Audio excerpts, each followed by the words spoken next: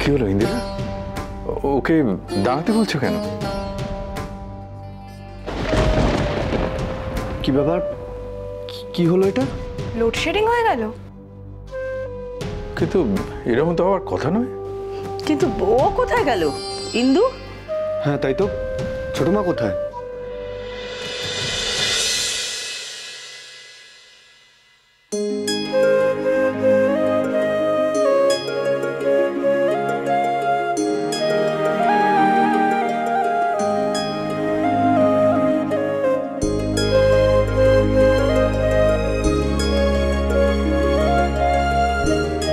মা, বৌরানী যা করেছে এবারের জন্য, তারপর ওকে বরণ না করে কি আর ঘরে তোলা যায়? এই হলো আমার ইন্দুর মতো কথা। সত্যি বৌরানী না থাকলে এই বাড়ি কি আর আমরা কোনোদিন ফেরত পেতাম?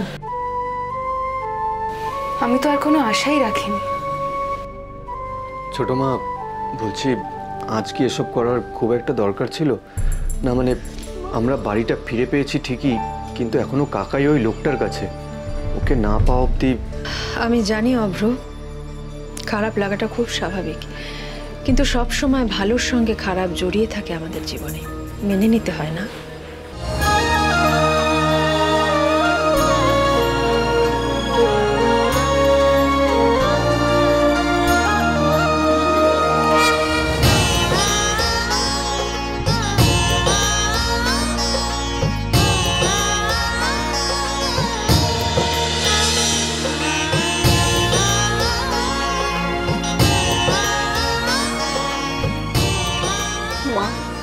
মন শক্ত করো কনক, একদম দুর্বলতাকে প্রশ্রয় দিও না।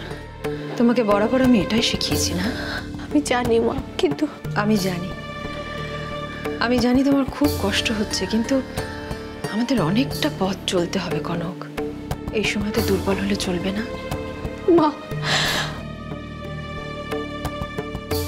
আর কান্না নয়, আর একটু কান্না নয়। এসো, ভেতরে এসো।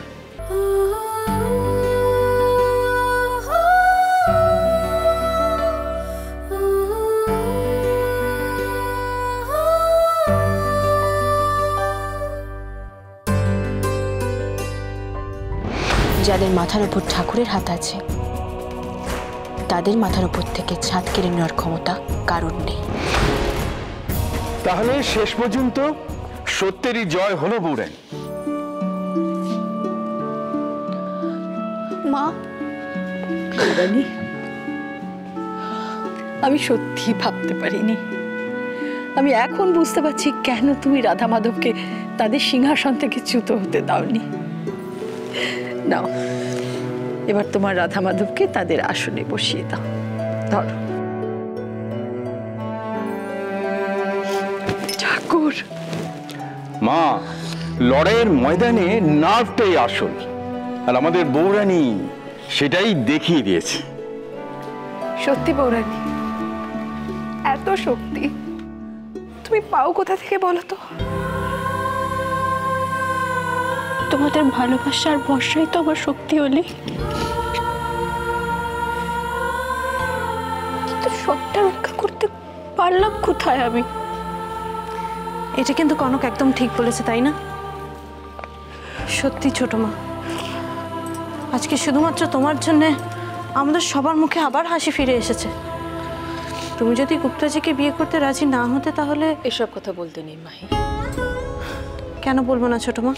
এটাই তো সত্যি যে মাহি, সংসারে সবকিছু অত নিত্যের হিসেবে বিচার করা যায় না। সংসার একটা বট গাছের মতো, এখানে ডালপালা যতই এদিক ওদিক ছড়িয়ে ছিটিয়ে যাক না কেন, মূল একটাই। কাজে এখানে একজনের ব্যথা মানে সবার ব্যথা।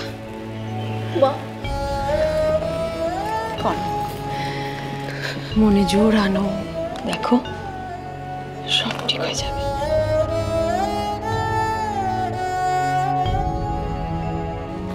মা,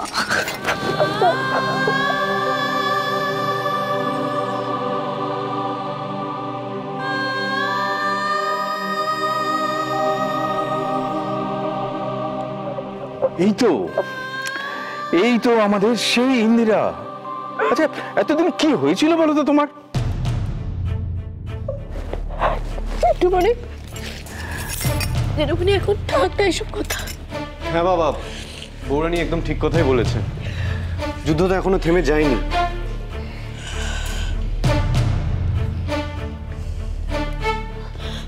যুদ্ধ থেমে যায়নি, তবে শেষের পথে। খুব তাড়াতাড়ি সেই সময়টাও চলে আসবে। তোমরা কেউ চিন্তা করো না, কেউ আর ভয় পেও না।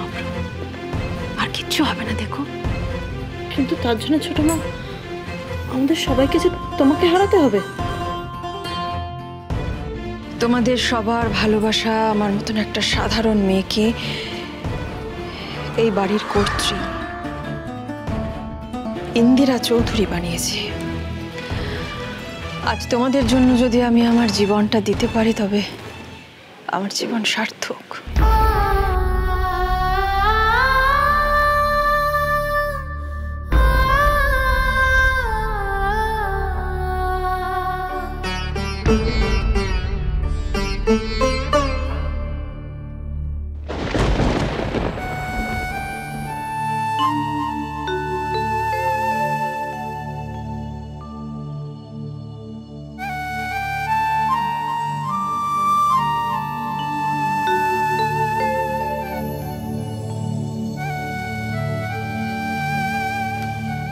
তুমি এখন এভাবে মুখ ফিরিয়ে থাকবে আমার থেকে?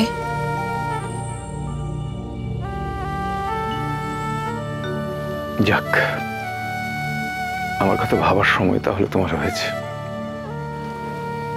কি হয়েছে তোমার? কেন এভাবে কথা বলছো? আমার কি হয়েছে সেটা তুমি খুব ভালো করে জানো। কিন্তু দেখো, এই কদিনে এই বাড়ির যা অবস্থা, তাতে থাক, এসব কথা এখন থাক। দেখো ইন্দু, তুমি তুমি খুব ভালো করে জানো যে এই সব কিছুর সঙ্গে মানিয়ে নেওয়ার ক্ষমতা আমার আছে। সেটা তোমার থেকে আর ভালো কে বোঝে? তোমার এত অভিমান আমার উপর? না ইন্দু, অভিমান নয়, এটা এটা সত্যি। আর এটাও সত্যি যে সবকিছু শেষও আমি একজন খুব সাধারণ নগণ্য মানুষ। এই এত কিছু আমি সহ্য করতে পারবো, এটা ভাবাও বোধহয় বড্ড বেশি ভুল হয়ে যাবে। কি হয়েছে তোমার? তুমি বলো না আমাকে। তুমি জানো না ইন্দু। না থাক, তুমি খুব ক্লান্ত, তুমি যাও বিশ্রাম করো।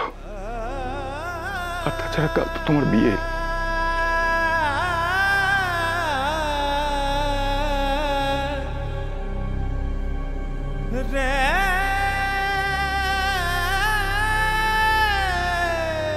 ম্যাডাম জি আমার সংসারে ঘুণ ধরিয়ে দিয়েছে, কিন্তু যে করেই হোক এই মানুষগুলোকে আবার ওদের বিশ্বাস ফিরিয়ে দিতে হবে আমায়।